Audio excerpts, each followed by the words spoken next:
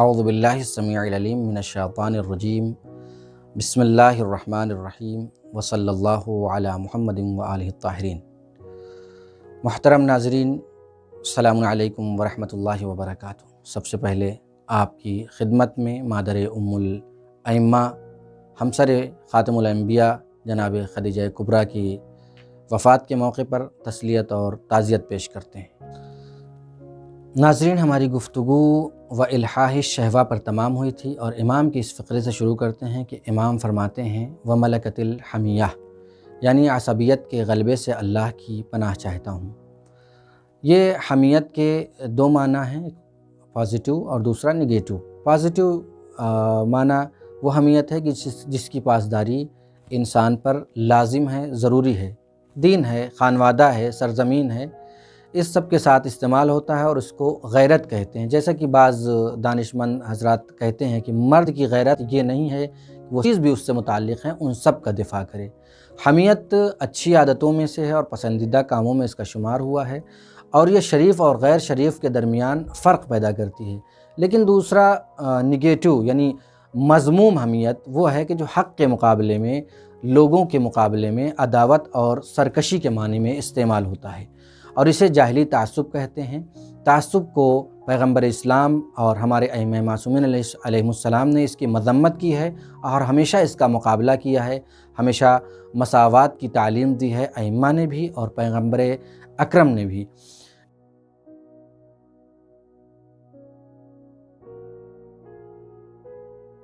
تعصب بھی اپنے مقام پر نفس امارہ والی ہی بغاوت ہے، شیطانی وسوسوں کے ذریعے انسان کے دل میں وجود میں آتا ہے، اور یہ وسوسے اس سے کہتے ہیں کہ حق کے مقابلے میں سر تسلیم خم کر دینا ذلت ہے، رسوائی ہے۔ یہ امر اس شخص کو ایسے کام کے انجام دینے کے لیے مجبور کرتا ہے کہ جو اس کو ایمان کے دائرے سے باہر کر دیتے ہیں اور خدا کی بندگی سے باہر نکال دیتے ہیں، دور کر دیتے ہیں۔ البتہ یہ وہ عمل ہے کہ جس سے ہمیں اللہ کی پناہ مانگنی چاہیے۔ ہمارے اور آپ کے امام نے، امام سجاد علیہ السلام نے بھی اس سے امام کی پناہ مانگی ہے۔ اس سلسلے میں امام صادق علیہ السلام کی حدیث بھی موجود ہے کہ امام فرماتے ہیں کہ پیغمبر اکرم نے فرمایا کہ جس کے دل میں ذرہ برابر یعنی سوئی کے نوک کے برابر بھی تعصب پایا جاتا ہو، خداوند عالم اسے قیامت کے دن جاہلی عرب کے ساتھ محشور کرے گا۔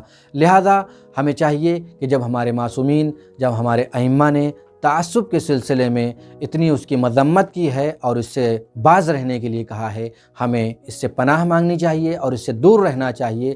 اپنے اندر ذرہ برابر تعصب نہیں آنے دینا چاہیے، کیونکہ پیغمبر نے ہمیشہ عرب و عجم کے درمیان بھائی چارگی، آپس میں ایکتا اور اتفاق کی ترغیب اور تشویق دلائی ہے، اور جب بھی کبھی عرب اور عجم کے درمیان آپس میں کسی نے اپنے آپ کو بڑا بتانے کی کوشش کی ہے، پیغمبر نے اسی وقت اس امر کی مذمت کی ہے۔ بہت ساری احادیث اس سلسلے میں موجود ہیں۔ لہذا ہمیں بھی چاہیے کہ اپنے قوم میں اپنے بھائیوں کے ساتھ بھائی چارگی کے ساتھ رہیں۔ بس اسلام میں اگر بزرگی کا کوئی معیار ہے تو وہ صرف اور صرف تقویٰ ہے، اللہ کا تقویٰ، یہی معیار ہے بزرگی کا، اس کے علاوہ کوئی اور دوسرا معیار نہیں ہے۔ لہذا ہمیں چاہیے کہ جب ہمارے امام سجاد علیہ السلام اس نفسانی مرض سے اللہ کی پناہ چاہتے ہیں، اللہ کی پناہ مانگتے ہیں، تو ہمیں لامحالہ اس امر سے اللہ کی پناہ مانگنی چاہیے، اللہ کی پناہ میں جانا چاہیے اور اللہ سے دعا کرنی چاہیے۔ آئیے اللہ سے دعا کرتے ہیں کہ پروردگار ہمیں اس نفسانی مرض سے محفوظ فرما، اگر ہم اس میں گرفتار ہو گئے ہیں تو ہمیں اس سے نجات عطا فرما۔ وصلی اللہ علی محمد وآلہ الطاہرین، وآخر دعوانا ان الحمد للہ رب العالمین۔